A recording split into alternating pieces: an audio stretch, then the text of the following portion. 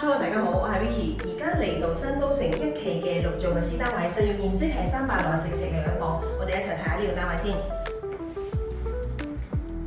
呢個單位屬於眼景房外開則，廚房呈緊柱嘅設計，保留原有嘅裝修，全屋嘅光線非常之充足，客廳望出去景觀極之開揚。第一間睡房四方企理，超闊落嘅大窗台，開揚嘅街景，而且仲可以望到綠油油嘅山景。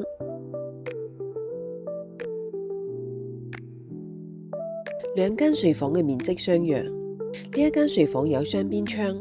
加強房間嘅空氣流通。